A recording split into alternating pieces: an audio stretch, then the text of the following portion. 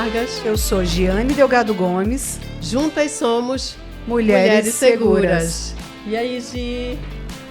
Tudo bom? Mais um podcast. Mais e um hoje podcast. nós temos uma convidada que é da nossa área, né? Que é da nossa área, gente. Hoje nós estamos recebendo Andréia Santana, perita criminal. Seja bem-vinda, Andréia. Seja bem-vinda, Andréia. Andréia, se apresenta para o nosso público. Bom, eu sou perita criminal do estado de Roraima há quase 22 anos, sou bióloga de formação, tenho mestrado e doutorado em recursos naturais na Universidade Federal. Uau! E tenho especialização em meio ambiente e políticas públicas, genética forense, e agora estou começando a estudar um pouquinho sobre a perícia e a violência de gênero. Você não parou, né? Nossa, desde que legal. nós entramos, você não parou. Eu tenho um problema em parar de estudar. Quando eu penso que eu vou me acalmar, eu continuo um pouquinho mais. Andréia, você é bem conhecida no DNA forense. Isso. Desde que eu entrei na perícia, na verdade, um ano depois, 2005, eu fiz a minha especialização em genética forense pelo governo federal. E desde lá eu venho militando DNA forense em Roraima. Mas aí vamos lá, Gi. Para as pessoas entenderem, a Andréia é perita, é policial e estuda genética forense. Mas o que é a genética forense dentro da atividade policial? Para que as pessoas entendam a sua área e como ela é usada dentro da atividade policial. Na verdade, a gente chama de perícias internas ou áreas laboratoriais dentro da perícia criminal. A maioria das pessoas conhecem a perícia de campo, que é em local de crime, acidente de trânsito, né? Então, quando fala de perito, as pessoas lembram disso. Mas esses peritos de local, eles têm todo um suporte laboratorial dentro dos institutos de criminalística e dentro dos IMLs. Então, a gente tem perícia DNA forense, química forense, toxicologia forense, patologia forense. Então, todos esses laboratórios eles vão dar suporte às perícias de local e a outros crimes também. Andréia, fala para o pessoal assim, para eles poderem entender fácil. Por exemplo, alguém morre e a pessoa não consegue ser identificada facilmente. Como que entra o DNA na identificação de um cadáver? Ou como é que é? Explica de uma prova. De uma prova, como é que é para identificar sêmen O DNA ele pode ser usado em diversas vertentes, né? A identificação humana é uma vertente carro-chefe do DNA forense aqui de Roraima, então a gente trabalha muito com isso. Mas a identificação humana, ela perpassa por outras áreas da perícia. Então, primeiro a gente tenta identificar com a impressão digital. Se a gente não consegue, a gente vai para a odontologia forense. E aí, se a gente não consegue pela odontologia forense, vai para a genética. Então, a gente faz esse caminho até chegar à genética. Mas a gente trabalha em outras vertentes também, na questão de crimes sexuais, para a identificação de agressores. E eu costumo dizer que, assim, o DNA forense dentro dos crimes sexuais, eles são não só para identificar o agressor, mas também para inocentar. Né? Uma pessoa que está presa e é inocente. Injustamente. Né? Quando eu entrei na perícia criminal, que eu fui, a gente fez em Belém a nossa especialização, toda patrocinada pelo governo federal. Era um projeto grande, nacional. E a gente tinha que levar um caso. Né? Então, cada estado levava um caso de DNA forense e eu levei um de estupro. Né? Uma menina foi estuprada, foi coletado um material biológico, né, vaginal e anal. E a gente coletou o material do suposto agressor que estava preso na penitenciária agrícola. E a gente estava aprendendo, então a gente estava aprendendo técnicas. E quando a gente liberou o resultado um dia depois que o acusado foi assassinado dentro da penitenciária agrícola. E, infelizmente, ele era inocente. Era incompatível. Nossa. Ele era inocente. Então, eu carrego isso, assim, desde o início da minha carreira policial. Quando foi isso? Que ano? 2005. 2005? Estávamos começando, né? Nosso segundo ano. E isso, assim, é um marco, assim, na minha carreira pericial. Nossa, imagino. Pesa muito. Apesar de eu não ter culpa de nada, mas você acaba, poxa, se eu tivesse adiantado um dia... Né? Poxa, mas e mesmo assim vocês foram muito rápidas, porque um dia para ter esse resultado. A gente estava sendo aluno ali, a gente estava aprendendo técnicas. Como usar, né? Como usar, como fazer. Então era um caso escola, na verdade, né? Claro. Nossa. E isso retrata muito, né, Andréia, a importância da perícia na identificação da prova, E mesmo, eu acho que até mais importante, porque a gente sempre fala que é melhor um culpado solto do que um inocente preso. Isso. Porque, como esse caso, ele não teve a oportunidade de ser considerado inocente vivo. Né? Então, o peso da perícia, a gente sempre, nós que somos delegadas de polícia, a gente sempre valorizou muito e a importância e o trabalho de vocês, porque vocês dão o suporte para que a gente seja firme ou não, ou totalmente descarte aquela prova como usual no processo. Então, o peso a importância do trabalho de vocês é excepcional. É mesmo. Excepcional. Incrível. Andréia, e como que é, por exemplo, nesse caso da perícia em crimes sexuais, como que é que vocês conseguem, vocês que vão coletar o material genético?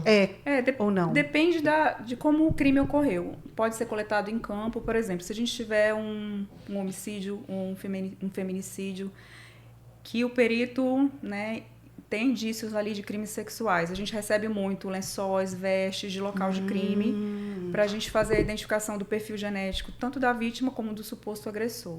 Uma coisa que eu gosto de pautar muito, todas as vezes que eu falo de genética forense, para todos os públicos, é que o DNA forense ele não faz mágica, né? Então, assim, as pessoas acham que a gente tem lá uma maquininha que a gente joga o material biológico e já sai a foto do culpado, né? É porque assistem muito filme americano, né? Muito filme americano. Não é assim que funciona. O DNA forense, ele é um exame que a gente chama de exame de comparação, né? Então, a gente precisa de um suspeito para poder comparar o material biológico que a gente encontrou em local de crime. Mas ocorrem também na questão dos casos de estupro, a mulher é encaminhada ao IML, então existe todo um treinamento dentro do IML, na sala Lilás, nas coletas, a gente tem protocolo de coleta, a gente tem procedimento operacional padrão já estabelecido, em parceria do Laboratório de Genética com o IML. Ah, que bom! E aí essa coleta é feita com toda a humanidade que deve ter, né, para não ter a revitimização da mulher. Sim. E aí esse material biológico é coletado e encaminhado para o Laboratório de Genética Forense também. Então, a gente também faz essa análise de coleta direto da vítima. E eu estou pensando aqui, lá no interior do estado, digamos que uma mãe descobre um abuso de um filho, de uma filha, e ela tem um material. Como é que pode ser orientado uma pessoa comum a preservar uma peça, um material genético para levar até a polícia? É possível fazer essa orientação? Olha, não lavar as vestes, não jogar nada em cima. Se for uma calcinha, qual é o cuidado? Botar num saco plástico? Qual é o cuidado, como perita, para que essa pessoa leiga consiga proteger essa prova biológica para que vocês consigam analisar de forma eficiente? Aqui o estado é bem grande, né? E os interiores são bem distantes. Exato. A gente tem um agravante aqui que o estado ele é quente e úmido. Então, isso prejudica um pouco a prova biológica, preservação. A primeira coisa que a gente pede é, se a pessoa tiver que fazer o exame de corpo de delito, se aconteceu o fato da violência sexual, a gente pede para a pessoa não tomar banho. Não tomar banho. Isso é importante para preservar ali a amostra biológica. Sim. Se ela precisar trocar de roupa, porque às vezes no ato acontece violência, rasgam as roupas, enfim, a gente pede que essa roupa ela seja colocada separadamente, de preferência em invólucro de papel. De papel, o papel é melhor do que o plástico. Hoje na Polícia Civil a gente utiliza envelopes de evidências de plástico, só que a gente tem todo um outro cuidado, né? A gente refrigera e congela esse material, então ele não fica na temperatura ambiente. Mas como ela vai transportar, ou possivelmente ela vai levar para a delegacia do interior, e é essa delegacia que vai fazer esse encaminhamento para o Instituto de Criminalística ou para o IML, a gente pede envelope de papel para que haja esse respiro e não fique abafado ali dentro, né? E separadas as vestes. A gente sempre pede que, se for várias peças, cada peça num envelope. Isso, num envelope. Pode ser envelope pardo, pode ser um saco de pão limpo, entendeu? Porque a pessoa não vai ter... às vezes não tem. Uma embalagem ou então, uma folha de papel A4. Exatamente, foi isso que eu pensei. Fecha, uma folha de papel A4 dobra ali e embala direitinho. Mas se não tiver, pode ser sacola plástica também. E aí a delegacia vai ter que providenciar o transporte o mais rápido possível para não haver degradação do material.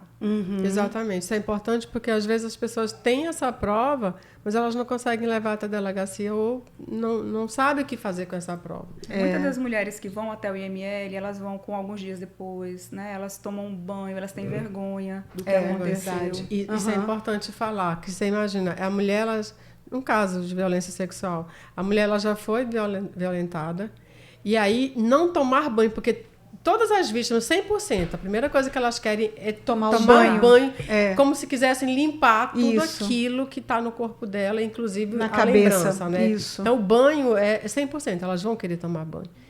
Então, não tomar banho. Não tomar banho e imediatamente, o mais rápido possível, porque aí a gente pode garantir uma melhor preservação do material biológico. Eu vejo, assim, é tão difícil isso, né? Porque, como você falou, Fran, a mulher já quer tomar um banho para ela se sentir limpa, pelo menos, né? Livre daquilo, daquela sensação de nojo, de tudo que ela tem.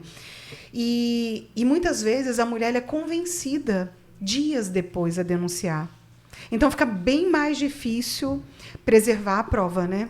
Genética. Fica mais difícil se passar muito tempo, né? Então eu não consigo dizer que eu entendo, né? Porque eu nunca passei por isso. Eu acho que é uma coisa assim que só quem passa consegue explicar. Mas para facilitar o nosso trabalho, para a gente conseguir ajudar a identificar o agressor, né? E a não deixar que essa pessoa fique impune, a gente pede que vá o mais rápido possível, denuncie, vá ao IML, faça os exames de corpo de delito. As meninas do IML são super treinadas. Os protocolos de sala lilás, ele pede que tenha mulheres na equipe, sejam médicas de preferência, né? Sim. Infelizmente, o estado de Roraima não tem um corpo médico com tantas mulheres, mas existe um cuidado muito grande da doutora Marcela lá no IML. Então, a equipe que vai fazer essa coleta de enfermeiras, de auxiliares, psicólogas, são todas mulheres, para ter esse cuidado, né, com a vítima. Que bom. Eu lembro que há algum tempo, não sei se continua essa praxe, não era feito o exame no período noturno. Você lembra disso? Lembro, porque eles falavam que não tinha luz natural suficiente. Mas eu acho que mais para necropsia. Eu acho que em vivo não sei se tinha. Não, era para estupro. Era para estupro, eu lembro. Eu não sei se continua. Que aí a mulher teria que voltar no dia seguinte, mas eu acho que isso já foi resolvido. Eu acredito que tenha sido resolvido. Eu acho que todo o problema era a questão de iluminação inadequada. Isso pode dar algum... Porque, na verdade, quando a mulher é estuprada, não é só a coleta de material anal e vaginal que é feita, né?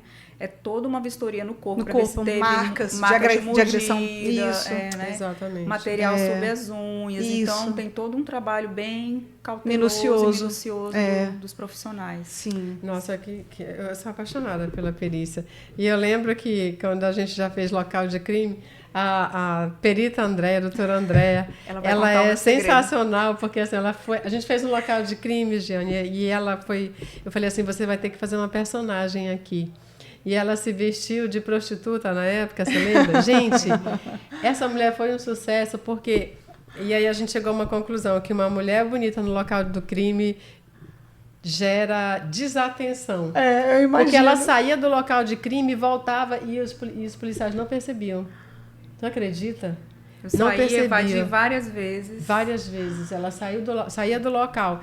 E aí, eu peguei esse gancho para a gente falar o que é um local de crime. Para que as pessoas entendam, não invadam, não preserve isso se for possível. Então, o que é um local de crime para a perícia? Olha, hoje a gente está batendo massivamente nessa questão de preservação de local de crime, né, para a população, para a segurança pública em geral. Quando ocorre um crime, ocorre um delito, um assassinato, né, um homicídio, um suicídio, um latrocínio, ali onde ocorreu o fato, a gente chama de local de crime, né? E aí a gente pede que a população não invada, não toque, não recolha nenhum tipo de material. A nossa orientação é chamar imediatamente a polícia militar, né? Porque o primeiro policial que chega vai garantir a preservação da cena, e tentar o mínimo possível não adentrar, não mexer. As pessoas têm curiosidade, hoje em dia a gente tem o celular, né? Principalmente no interior, né? Imagino que é um problema. E a gente tem muita dificuldade, porque às vezes no interior acontece o fato e até a polícia chegar demora algumas horas. Sim. Então eles mexem nos bolsos, eles pegam identificação. Mudam de lugar, de posição. E o que é violar um local? Só para as pessoas entenderem que às vezes a pessoa diz, não, mas o policial militar, não, mas eu só peguei a identidade do bolso dele, por isso que eu tive que virar ele. Só que esse virar, né, doutora André? Mudou tudo. Mudou tudo. E assim, o perito, ele chega no local e ele vai identificar cada detalhe, cada vestígio, para poder desenhar a dinâmica do fato. Se você muda uma pequena posição do cadáver, se você tira a arma do crime do lugar, se você contamina algum material com seu material genético, aí a gente costuma dizer assim, olha, cuidado, você falar em cima da prova biológica, você vai colocar o seu DNA na cena do crime. Olha, Exato. Se deixar importante isso. Então é super perigoso porque você vai estar sendo colocado naquele delito sem fazer parte dele. Sim. Porque os vestígios biológicos serão encontrados ali. Serão encontrados. E aí como é que você vai explicar? Exato. É. Mas eu não estava ali. Eu não Então, estava ali. Eu só fui atender a ocorrência. Eu fui... Só que tem uma outra coisa, e a gente vai adentrar muito nisso, doutora André, que é agora essa semana a gente teve um curso, né, que a senhora, inclusive, foi uma das palestrantes, que é cadeia de custódia. Sim. E a cadeia de custódia, você sabe o quanto ela é importante para a investigação, demais. Né? Na verdade, ela pode definir, né, os rumos da investigação. E aí, a gente falando de cadeia de custódia, um dos motivos da doutora ter sido chamada aqui para que ela explicasse isso, é porque falaram muito de como a cena de crime de feminicídio é diferenciada e precisa de um olhar diferenciado.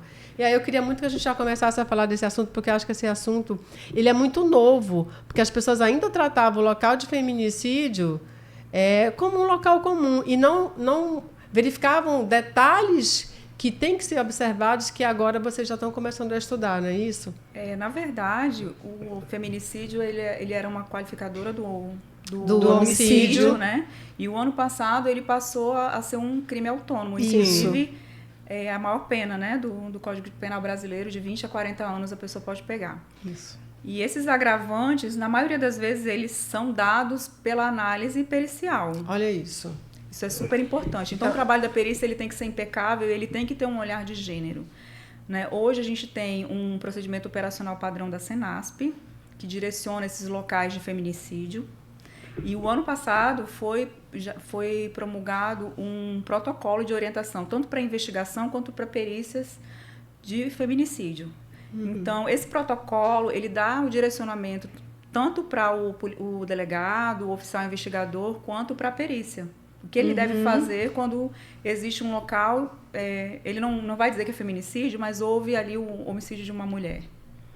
Então, ele tem que ter um olhar de gênero, que normalmente não acontecia antes. Né? Você ia para o local e você olhava a cena de crime, com um olhar científico, claro. A gente debate muito isso na criminalística. Né? O local de feminicídio é um local de crime contra a vida muito parecido com os outros, e que você vai ter que ter aquele olhar científico super apurado. Mas você precisa ter o direcionamento de gênero.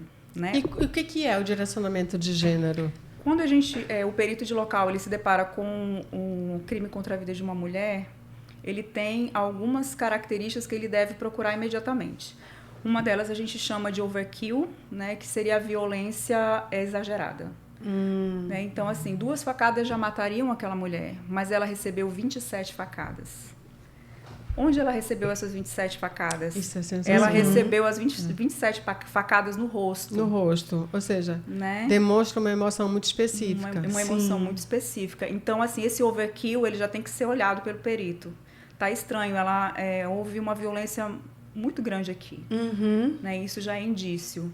Né? A gente tem uma outra característica que a gente chama de storage também, que seria o autor ele vai modificar a cena de crime. Então, assim, ele diz, ela caiu da escada, foi um acidente, ou ela cometeu suicídio. Sim. Então, o perito ele tem que ter esse olhar atento, né, para os detalhes ali, para ver se realmente foi isso. E detalhes no corpo mesmo, entendeu? Ataques aos órgãos sexuais da mulher, ao rosto. A gente teve um caso que o homicida, feminicida, ele deu mais de 10 tiros no computador dela, da namorada. Né? Então, assim, ele a matou a facadas, mas ele atirou no computador dela. Olha isso é uma leitura muito importante da cena. Então, aí você vai olhar, e aí o perito ele tem que tomar outros cuidados também, procurar câmeras, celulares, apreender celulares, porque muitas vezes essa vítima ela é ameaçada por mensagem. Então, isso ele não acontece de uma hora para outra. Né? Essa questão da violência contra a mulher, ela vai subindo degraus. Sim, isso. Sempre aumentando, até que culmina no feminicídio. Sim. Então, o perito ele tem que ter esse olhar, ele tem que procurar coisas, detalhes, né, que leve a ele ter essa consistência dos agravantes aí do feminicídio. Sim. E Nossa, hoje, que interessante essa outra visão, né? Porque não é um local de crime de um homicídio normal. Não é. Existem assinaturas, né? Até usado essa palavra. Existem assinaturas do agressor, do feminicida, nesses locais que devem ser observados pela perícia. E aí eu queria já aproveitar aqui falando que a gente já vamos terminar o primeiro bloco, mas eu não posso deixar de falar o quanto a fotografia é importante no local de crime, doutora. Na verdade, até a gente falando do curso de cadeia de custódia, a gente estava dando para agentes externos, né, da segurança pública, mas a fotografia é a primeira coisa que o perito faz no local. Então, ele faz uma fotografia panorâmica para fixar aquele local, o ambiente. Como ele encontrou. E depois ele vai fixando cada vestígio, né? Então, ele vai mostrar, olha, a faca estava neste local, desse jeito. Por quê? Porque depois ele vai ter que descrever a dinâmica do evento.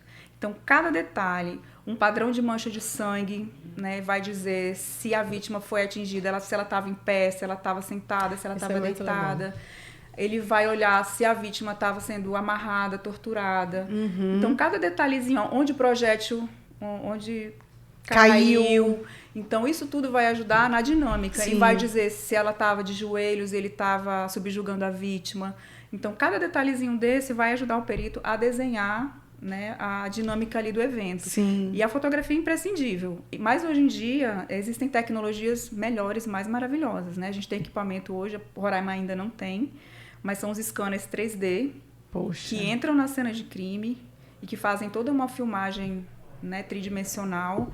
E isso é colocado um link, inclusive, na hora do julgamento.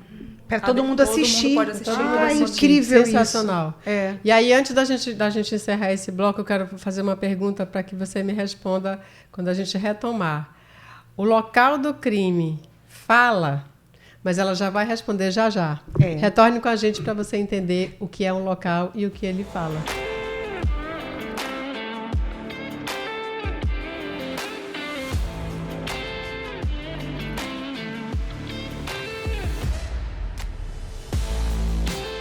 E retomamos o nosso segundo bloco com a perita policial civil, doutora Andréia. Mas eu quero falar antes da gente retomar o assunto, eu quero falar... Aliás, eu perguntei para ela sobre a fotografia no local de crime e ela falou da importância. Mas quando a gente fala de fotografia, a gente fala de profissional da fotografia também, que não só o do local de crime, mas aquele que registra momentos inesquecíveis, aquela pessoa que está ali com você e pega aquele ângulo que fica perfeito, que aquele é o teu melhor ângulo, direito ou esquerdo, né? Não tem essa. Meu perfil direito é o melhor, que é o Diego Veras, nosso patrocinador, inclusive, aqui do podcast, um profissional excepcional. Então, se você quiser contratar um fotógrafo incrível para fazer vídeos, fotos, registrar momentos inesquecíveis da sua vida, da sua família, do seu trabalho. Inclusive, ele é especialista em registrar eventos esportivos, viu, gente? Diego Veras. Então, entre em contato com o Diego Veras no Instagram, inclusive, né? Instagram dele, Diego Veras, e você vai contratar um dos melhores profissionais do estado de Roraima, Diego Veras. Doutora, eu fiz uma pergunta. O local do crime fala? Fala e às vezes grita. Às vezes grita, exatamente. Isso, a perícia ela é baseada no princípio de Locard e ele dizia o seguinte, que todo contato deixa uma marca. Então, o papel da perícia é procurar essa marca. Né? E todo contato, então deixa eu uma coloquei marca. a minha mão aqui, a gente ficou a minha de marca. Contato qualquer contato, genericamente, qualquer contato. Então, assim, o crime perfeito é difícil, né? Então a perícia ela consegue ali ouvir desde o sussurro até o grito da cena de crime, através dos vestígios. Se a gente tiver um olhar atento e também tiver a ciência estruturada por trás disso, porque não é só de local de crime que vive a perícia, às vezes a gente precisa de suporte laboratorial e a gente precisa de estrutura para isso também, né? Tecnologias para ajudar o perito de local a desvendar aí toda essa dinâmica do crime. Sim. Falando nisso, o banco genético que vocês utilizam, ele é de todo o país, de todo o Brasil, ou são só os materiais coletados no estado de Roraima? Na verdade, hoje, Roraima faz parte da RBPG, que é a Rede Integrada de Bancos de Perfis Genéticos, mas a gente não tem no estado ainda o servidor CODES, que é o banco de dados. Nós ainda temos alguns problemas estruturais que estão sendo resolvidos. O laboratório de genética forense está sendo construído na cidade da polícia. Isso, do lado da nossa delegacia, da delegacia legal, que hoje eu sou titular. É um sonho. Você vai ser minha vizinha. É um sonho. Na verdade, eu não estou mais na genética, né? Eu estou na química forense agora, mas eu ainda... Vai para lá. Eu sou especialista em genética. É especialista. Eu falo sobre isso porque é a minha paixão. Eu trabalhei muito para construir esse laboratório. Então, eu lembro que a gente saía com um projetinho debaixo do braço, batendo nas portas, pedindo, por favor, um local para a gente construir esse laboratório. E esse Banco Nacional de Perfis Genéticos, ele abrange todos os estados brasileiros. Todos, né? Todos. É uma rede, né? E para essa rede funcionar e não ter nenhum furo, todos os estados têm que estar inseridos. É um projeto muito bonito. Infelizmente, a legislação brasileira tem algumas restrições quanto à inserção no banco, né? Não é qualquer crime que é inserido. Não é qualquer condenação que vai para o banco, mas a gente tem resultados maravilhosos. Conseguem, né? Usar o material lá para fazer essa comparação. Tem uma pergunta aqui que é muito interessante. Eu também. É possível uma prisão ou até uma condenação sem testemunha, mas usando uma perícia criminal para confirmar a culpabilidade, a autoria do delito? Na verdade, é mais possível que a perícia condene do que uma prova testemunhal. Do que uma prova testemunhal. Isso mais seguro, né? Mais seguro, exatamente. A gente trabalha... Incontestável, né? Na verdade, eu sempre brinco com os meus colegas, assim, perito não pode ter viés, perito não acha, exato. Isso. Perito não tem opinião. Então, a prova tem que dizer o que a gente quer colocar. É científico, né? É científico. Então, às vezes, até a minha opinião pessoal pode ser contrária, mas a minha prova científica está dizendo outra coisa. Eu tenho que colocar no laudo o que eu provei. Exato. Sim. Andréia, o assunto do momento na advocacia forense é cadeia de custódia. Cadeia de custódia. Eu queria que você falasse um pouco sobre cadeia de custódia para nós, porque eu vejo assim muitas vezes as pessoas que trabalham no sistema de persecução criminal um pouco afoitas para quererem concluir uma investigação e, às vezes, não tomam alguns cuidados. E, de uns anos para cá, como algumas condenações elas foram anuladas pelos tribunais superiores em razão da cadeia de custódia não ter sido mantida, então, isso gerou um alerta em todo mundo que trabalha no sistema, para a gente poder tomar mais cuidado, para evitar essas anulações futuras. Conta um pouquinho para a gente aí do que é uma cadeia de custódia, a segurança que se deve ter em relação aos vestígios. Então, a cadeia de custódia nada mais é do que você garantir que o vestígio que foi coletado na cena de crime é aquele que está sendo analisado. É essa a garantia. E essa garantia é feita através de quê? Da fixação da prova no local, da devida embalagem, né? Dessa embalagem está devidamente preenchida, de todos os registros do que acontece com aquela prova, desde a saída do local de crime até o laboratório, estarem devidamente documentadas. Quem pegou, quando pegou, que horas pegou, exato. Por que abriu o envelope, qual foi o motivo, entendeu? Então, para quem entregou. Para quem entregou, tudo isso tem que estar devidamente... Essa ordem registrado. toda registrada. Então, qualquer falha que aconteça nesse caminho, qualquer intervalo de tempo que eu não consiga dizer onde aquela prova está... É um argumento para a defesa, né? Eu coloco a minha cadeia de custódia em xeque. E a defesa adora. E a gente está fazendo um trabalho agora, o doutor Stefani, lá no Instituto de Criminalística, ele é muito preocupado com isso. É verdade. Ele construiu a nossa central de custódia, né? Foi uma das primeiras do Brasil, inclusive. Ela é modesta, pequena, mas ela funciona bem. Deveria ter uma estrutura maior, a gente ainda não consegue colocar todos os vestígios da Polícia Civil lá dentro, né? Infelizmente, a gente não tem espaço físico adequado, mas ela está funcionando muito bem, existe todo um cuidado, um controle. As pessoas que têm a chave do local são pessoas restritas, são pessoas treinadas. E ele desenhou também um sistema, que é o SPR Custódia, para a gente poder fazer esse registro online, dentro do Instituto de Criminalística. Mas esse controle de provas de cadeia de custódia, ele pode ser feito de uma forma super simples, com uma ficha de papel. Sim. Uma ficha de papel simples, onde você vai colocar lá que você coletou, onde você coletou, o que você coletou, o horário. Você vai lacrar a prova no recipiente, no invólucro adequado. E aí, quando você passar essa prova para outra pessoa, essa pessoa vai receber nesse papel. Sim. No mesmo papel. No mesmo papel. Recebia a prova tal. Sabe o que eu vi? Eu vi um envelope de um estado, semana passada, inclusive, um colega entregando uma arma para a pessoa poder encaminhar para análise. E aí, no próprio envelope, o envelope já tem várias linhas com preenchimento, mas várias. Era um envelope grande, assim, com várias linhas. Então, assim, tinha número de ordem, a descrição e o nome da pessoa e a data em que foi entregue aquilo lá, o recebido. E aí estava lá a unidade destinatária também, todas as informações do remetente e do destinatário no envelope, mas várias, para realmente ficar tudo registrado. É muito interessante isso, porque, como você falou, a gente não necessariamente precisa de um sistema para poder garantir a cadeia de custódia, né? Precisa. Mas eu tenho um spoiler.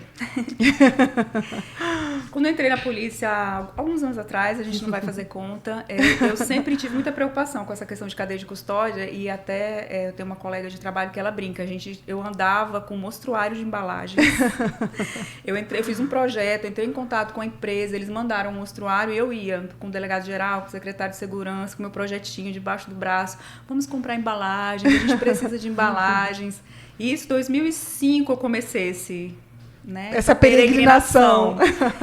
E agora, em 2025, 26, final do ano passado, a Polícia Civil recebeu os seus primeiros envelopes de vestígio padronizados. Recebemos. Demorou um pouquinho, né? Nós desenhamos, inclusive, o envelope ele tem os campos para a gente fazer essas anotações. É um envelope lindo. É plástico? É plástico. Plástico. A gente está desenvolvendo todo o protocolo para a guarda de vestígios a partir do plástico. Então, a gente refrigera, congela, para preservar os vestígios biológicos. Mas agora nós estamos num nível altíssimo com esses envelopes. É mesmo? Imagino. A segurança aumenta muito, né? O pessoal não fala assim, protocolo ouro, protocolo, né? Tem os... Isso aí já vai, pelo menos, no prata, né? Então, e assim, nesse curso que a gente ministrou agora, juntamente com professores da Senasp, veio um time de peritos, assim... Sensacional. Nota 1000, né? Ai, que bom. A maioria era da perícia do DF, que é uma das melhores polícias do Brasil. Sim. Nós tínhamos também um perito de São Paulo, da balística de São Paulo. E eu pude acompanhar algumas aulas, né, deles. Eu não fui ver o local. E eu participei tanto da aula de embalagem, acondicionamento, né? A gente deu essa aula para eles. E a gente simulou locais de crime. E o nosso público-alvo eram agentes da segurança pública que não peritos. Então, era a cadeia de custódia fase externa.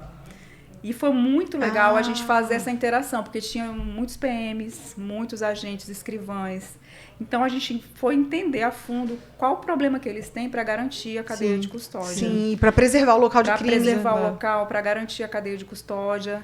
A gente já teve alguns problemas, né, de violação de local pelos próprios policiais, por falta de conhecimento. Falta de conhecimento, Né? Então, assim, foi muito legal esse bate-papo. Uma pena que eram poucos policiais, né? Verdade. Eu acho que eram 65, se eu não me engano, eram poucos. Poxa. Eu encheria 10 auditórios para a gente passar esses conhecimentos.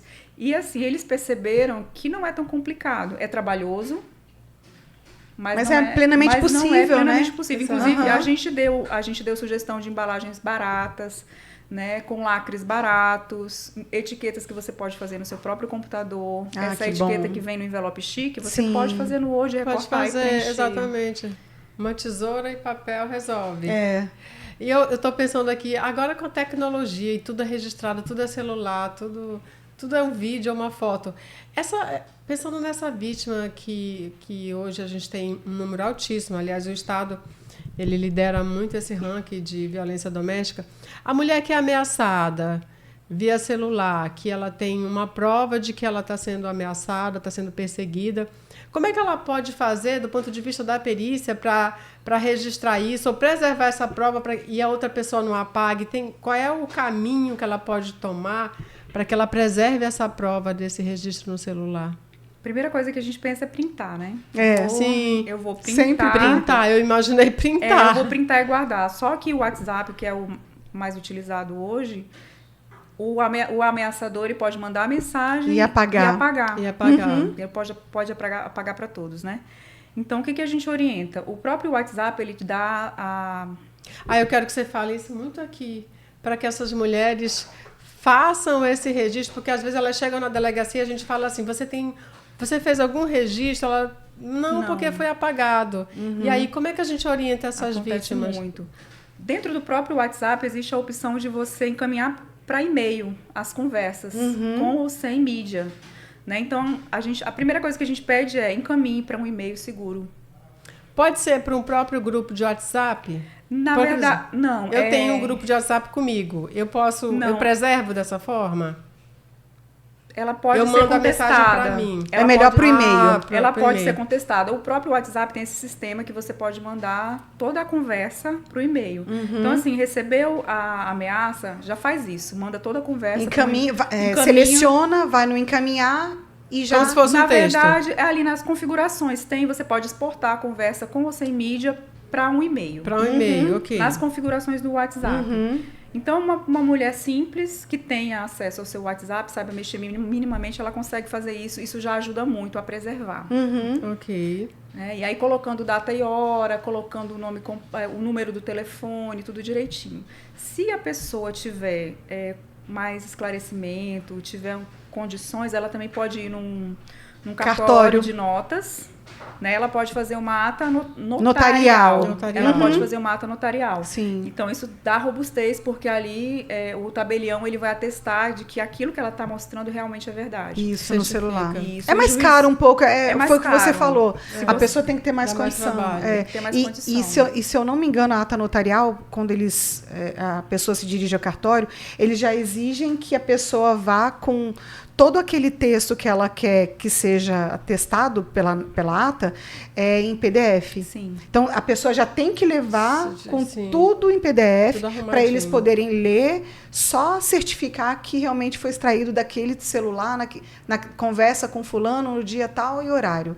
Aí funciona também para ameaças em Facebook, Instagram. Sim, todo tipo. Mas a pessoa vai ter que ter um pouco mais de condições financeiras, um pouco mais de conhecimento. Então, no WhatsApp, no caso... não, muito mais fácil isso. Serve mandar por e-mail. Sim, vai a bem conversa mais toda, simples. com hora, quando ele mandou, tudo direitinho.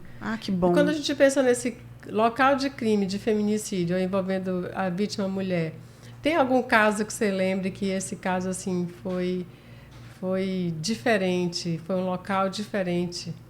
Você lembra de algum caso assim? A gente estava até discutindo no curso agora, né, os nossos casos. Eu estava em parceria com outro perito, né, o perito João Euclides, e eu trabalhei pouco tempo em local de crime, eu trabalhei 8 meses, então eu peguei poucos casos de homicídio, né, então não tenho muita experiência de local. E aí eu comecei a me interessar e fui procurar meus colegas de local de crime, né, e aí o João me falou de um caso que marcou muito ele. Ele chegou no local, a moça estava sem a blusa, com a bermuda... Local de feminicídio? Até então era uma morte violenta, né? E aí ele começou... E assim, foi antes do protocolo, foi antes dos procedimentos operacionais padrão. Então ele já teve essa sensibilidade de entrar no local de crime com esse olhar, né? De olhar detalhes. Então ele começou a verificar, ela recebeu quase 27, 28 facadas. Nossa! Tinha facadas nos seios, tinha facada no rosto e tinha facada na barriga, se eu não me engano.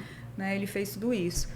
E aí era uma comemoração, eu acho que era um aniversário deles, de namoro, de casamento, alguma coisa, porque existiam balões vermelhos pelo quarto. Era uma comemoração. Né? E alguma coisa saiu do controle. Né? E ele veio a atingir a companheira. E aí uma coisa que eu achei assim que foi um detalhe bem interessante é que no rosto dela tinha uma marca de pisada com sangue. Então ele cometeu o ato. Olha a leitura dessa cena. Ele foi para o quarto, ele foi pro quarto, aí ele revirou gavetas, ele tava tudo revirado. E assim, a gente vê essa dinâmica por quê? Porque tinha as marcas do sapato dele no sangue. Andando. Então, Sangue. Depois que Foi ele depois. Foi carimbando. depois. Aham. E ele volta, você consegue ver também ele voltando do quarto, e aí ele E aí, pisa no aí onde a gente rosto. fala que o Nossa, aí você vê que o realmente... local fala, o local você lê, ele indo, ele voltando e ele praticando a pisada. A pisada. No rosto. No rosto. Isso tudo é muito simbólico. É simbólico. É muito simbólico. É verdade. Ele colocando agora você está sob meus pés. Exatamente. Entendeu? Eu domino. Eu domino. Eu domino. Então, É uma Não, mensagem. e mostra a falta de arrependimento, né? Porque Completamente. se é uma coisa assim impensada, se foi uma ira, um momento de ira muito impensado, logo depois a pessoa torna em si e aí ela fica desesperada porque fez aquilo. Quando ele pisa no rosto depois de tudo, ele mostra subjuga, que subjuga, ele subjuga. mostra que ele não tem subjuga. arrependimento nenhum do que ele fez, ele né? é superior e ela é inferior a ele. Sim. Né? É isso que ele demonstra. Isso foi extremamente simbólico. Sim. Extremamente simbólico. E o laudo dele ficou muito bom porque ele conseguiu descrever com fotos e croquis a dinâmica completa. Tudo isso. Ele pegou o sapato do suspeito e ele mediu, ele fez toda a medição, o decalque. Então, assim, ficou... Deve ter até o desenho, os sulcos, né? Sim, ele Isso, comparou da o sola. sapato. Ele comparou os sulcos, o desenho do rosto com o desenho do sapato que Sim. o suspeito estava usando. Então, o perito ele tem que ter esse olhar, né? Exato. Né? Esse outro local que ele atirou no computador, né? Depois, com a investigação, a gente foi entender que ela começou a trabalhar como social media, a namorada, e ele não aceitava isso. Olha aí, foi destruir o instrumento Então, de trabalho. ele foi destruir o instrumento de trabalho dela. E o celular mostrava também que ele ficava mandando mensagens, assim, ameaçando. E eram mensagens assim, eu te amo, você é a mulher da minha vida, abre a porta que eu vou te matar, eu te odeio, você me enlouquece. Deus. Então, as mensagens do celular mostrava essa instabilidade emocional Nossa. dele. Isso que a doutora Andréia está falando, a gente escuta muito das vítimas. Porque os agressores, eles sempre... E eu escutei isso essa semana de inclusive uma amiga, que ela só percebeu que ela sofria violência doméstica quando ela foi trabalhar na polícia. Que ela normalizou aquele comportamento. E uma coisa que ele falava muito, que ele dizia o seguinte: você me faz te agredir. Ah, sim, a culpa é sua. Olha o que você faz eu fazer. Ele usava essa expressão. Olha o que você faz eu fazer com você. Ou seja, eu não tenho nada a ver. Você que provoca em mim esse comportamento. Então, a culpa é sua. A culpa é sua. E a mulher, ela acaba desenho disso. Internalizando isso e achando que a culpa realmente Exato. dela. Muitas vezes elas falam isso pra gente, né, Fran? Exatamente. A mulher diz, gente, realmente deve ser culpa minha. Então, inclusive, era uma história que ela falava assim, já que para a gente não provocar esse comportamento nele, vamos fazer tudo o que ele quer. Ninguém contraria, ninguém... Isso. E aí, começa a as se anular. crianças e todo mundo, assim... E tem uma coisa que a minha filha ela é muito estudiosa desse caso, e ela fala uma coisa para mim, que ela diz assim, mãe, as vítimas de violência doméstica, elas ficam expert em ler ambiente. Então, ela olha o rosto do agressor e já diz, hoje ele está estranho, hoje ele não está legal, então todo mundo quieta porque hoje ele está aborrecido, digamos assim, é um aborrecimento. Então, elas aprendem a ler o ambiente e o agressor para se comportar da forma adequada para que não seja submetida a nenhuma agressão. Então, o local de crime do agressor de violência doméstica, ele é muito psicológico, né? Você percebe isso? O quanto ele é psicológico? Tem que ter esse olhar. Porque tem. Senão, se ele não tiver, ele perde nuances. É verdade. É muito psicológico. Mais do que os outros, né? Nossa, mais do que os outros. Mais. Porque é um subjugar da vítima o tempo inteiro. Os sinais, a simbologia da atuação dele descreve como ele vê a vítima e o que ele fez naquele local. É impressionante. E o trabalho da perícia... E a gente fala muito que a perícia ela tem que fazer um bom trabalho em locais de feminicídio, mas é triste porque ali você já está sendo a voz de uma vítima morta. Sim. Né? E a gente também pode ser a voz de uma vítima viva. Né? Sim. Mas aí elas vão ter que ter a coragem de denunciar. Sim. E aí, muitas vezes, em muitos casos, amigas mesmo, elas dizem a minha palavra contra a palavra dele. Né? Mas eu digo diferente, que é a sua palavra mais a palavra da prova técnico-científica contra a palavra dele. É porque nunca é só palavra. Você sempre vai ter alguma coisa, vai ter né? alguma coisa Sempre. e a perícia vai ser a ciência que vai provar que você está falando a verdade. Isso, vai te ajudar. Isso mesmo. Então, é para elas não se sentirem sozinhas, assim. Acho que a perícia é uma grande aliada. Exatamente, é isso Da que eu ia mulher. falar. A É. perícia Sofre é uma violência. aliada contundente nesse argumento de que vai dar sim, vai dar em alguma coisa sim, porque a polícia tem ferramentas, tem instrumentos e tem pessoas capacitadas para fazer com que essa prova surja e ela realmente confirme o que ela fala. É. Porque tudo bem, tem a palavra dela, mas vai ter toda a confirmação da prova confirmação através da da prova. perícia. Isso é É. fantástico. É E fantástico. interessante que as mulheres... Por isso que a gente Trabalho ama, lindo, é gente. lindo, é lindo. Vocês é lindo. entendem agora, porque nós aqui amamos a nossa atividade, é porque a gente traz verdade, a gente pratica justiça acima de qualquer coisa. E muitas vezes as pessoas acham que a polícia ela tem o ímpeto de prender as pessoas, né? O que não é verdade. Não é O que a verdade. gente precisa fazer, né, Gi, é trazer a justiça através da verdade. Como a doutora falou, por um dia você não praticou justiça e trouxe a verdade e um inocente acabou sendo morto. A perícia não conseguiu chegar a tempo. Então, o trabalho da perícia, junto com o trabalho da polícia e os outros profissionais da segurança pública, eles trazem essa verdade. Eles surgem com esse senso de justiça para que o inocente não seja preso. A gente prefere, como eu falei, a gente prefere um culpado solto do que um inocente preso. Né? É isso aí. A gente trabalha para isso. É. E a gente ama isso, né? Então, Como não amar? e assim, outras áreas da perícia também conseguem ver essas nuances de violência, né? Eu comecei a estudar esse assunto e comecei a me apaixonar um pouco. Apaixonante. E aí comecei a ir em todos os setores e laboratórios da criminalística conversar com os peritos. Todo Aí, o ciclo. fui na informática forense conversar, né, com o perito de lá, e aí fui perguntar para ele como é que funcionava, como é que a mulher podia preservar essas provas. E aí a gente trocou figurinha, ele explicando como é que seria. Sim. Essa prova do celular hoje ela é uma prova muito comum, né? Porque a maioria das ameaças elas são feitas via WhatsApp, o Instagram, alguma coisa assim. Aí fui na documentoscopia entender como é que a DOC trabalha nisso e eu descobri que aqui em Roraima a gente tem um tipo de violência documental também que é interessante, que eu não conhecia. Não tinha me atentado a isso. Que o homem falsifica a assinatura da mulher e compra no nome dela. Dilapida bens, sim, entendeu? Sim. E É financeira. É financeira, então destrói essa mulher financeiramente para ela ficar fragilizada. É violência financeira. E a gente tem muitos casos desses aqui em Roraima. Né? Eu não tinha ideia de que era assim, mas isso acontece muito. E tem muitos casos, e a gente percebe isso também, né? De que muitas mulheres abrem mão, inclusive, de uma partilha justa para comprar a liberdade. Então, muitas mulheres falam para a gente assim: eu prefiro entregar todo o patrimônio para eles só para ter paz. Acontece muito. Para ter paz e para evitar retaliação, né? Os dois pontos. E às vezes essas mulheres ficam totalmente descobertas financeiramente, abrindo mão de patrimônio, inclusive dos filhos. Dos filhos. Elas querem paz para dormir com tranquilidade. Elas compram, supostamente elas compram essa a paz. É um preço Acontece altíssimo, né? É um preço altíssimo, porque aquele patrimônio ela construiu junto com ele. Muitas vezes o homem não quer dividir, ele acha que ele não tem que dividir. A maioria das vezes. Ele não quer. Principalmente naquelas relações em que só o homem trabalhava e a mulher ficava em casa, cuidando dos filhos ou da casa. Então, muito tempo depois, se separam. E aí ele não quer dividir. Ele fala, não, eu comprei isso tudo sozinho. Quem trabalhou foi só eu. Então, eu não vou partilhar os bens. Então, imagina a situação da mulher. Ou então ele diz, você não trabalha fora, só eu trabalho fora.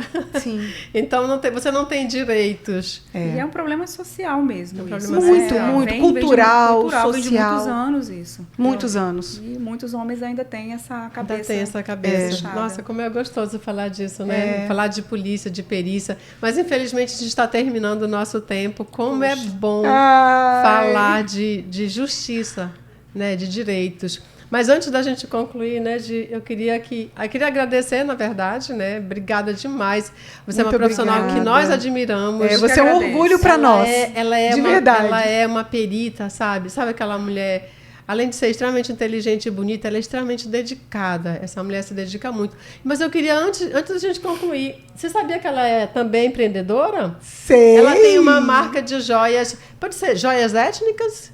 Na verdade, eu tenho mais que uma marca, é um projeto social. Me fala Olha! rapidinho desse projeto e diz onde a gente encontra esse projeto no Instagram. Se é o Instagram do projeto. O meu Instagram profissional é Dr. Andréia Santana. Sim. E eu tenho uma loja, uma galeria de arte amazônica que a gente faz parceria com artesãos e com microempreendedores locais que não têm ainda condições de ter o seu próprio local de negócio. É um coworking? Não, mais ou menos. É uma galeria. Uma galeria mesmo. Que tem uma parte de loja colaborativa. Então, a gente recebe algumas marcas dentro da nossa loja, marcas amazônicas. A gente só trabalha com marcas amazônicas para dar esse suporte, né? De ter um espaço físico para conseguir mostrar o seu trabalho. A gente faz esse trabalho também. E a gente trabalha com mulheres indígenas também. A gente já fez alguns projetos. Elas estão perdendo a habilidade de confeccionar as peças. Olha essa peça que a Andréia tá... Olha aí na câmera, gente. Olha essa peça incrível. Olha o anel, é feita por o colar. Eu estou toda trabalhada em Renata Sampaio. É uma artista indígena do Amazonas. Sim. Renata Sampaio. Renata Lindo. Sampaio. Olha o anel, gente. O anel também é dela. Sim. Gente, que vão Não, querer olha saber. esse colar, é lindo demais, Gente, eu olha amo. isso. O meu sapinho. A Andréia tá... Sapato também? Sapo. Não, sapo. Ah, É um sapo. É um sapo. É um sapo, mas ela tá... E ela tá chique. Gente, roupa. olha só. A roupa. É pintada à roupa. mão por um artista indígena também. Então a gente verdade. trabalha fomentando a microeconomia. E olha, você está sendo disruptiva porque as pessoas acham que a arte indígena ela não é chique. E você está chiquíssima. Tá. É isso que eu quero mostrar, que dá para você ser abarcar elegante. todos os públicos. Isso, exatamente. Você tá linda, muito bem vestida, alinhadíssima. Olha o Renata, anel, o quê? gente. Renata Sampaio. Sampaio. Você Renata vende Sampaio. as Vou peças procurar. As dela? peças dela e de outros artesãos da lá na Amazônia, sua- mas só artesãos amazônicos. André, onde fica a galeria? Fala pra gente. Fica na Casa Cruviana, na Travessa Cerejo Cruz, 63, no centro. É um espaço cultural também. Né? Qual horário que fica aberto? A loja fica de 14h30 às 21h. Uau, é É legal. outro horário. um horário diferenciado. E fala que de você terça a recebe sábado. também escritores lá, né? Então, a gente faz alguns trabalhos de divulgação. Eu sou bióloga, o meu sócio, meu esposo é biólogo também. Nós somos pesquisadores, a gente não consegue largar. Então, a gente tem um projeto que se chama Ciência Cruviana, que a gente recebe pesquisadores, e a gente tem um projeto também que a gente recebe autores para falar das suas obras, dos seus livros. Olha que legal.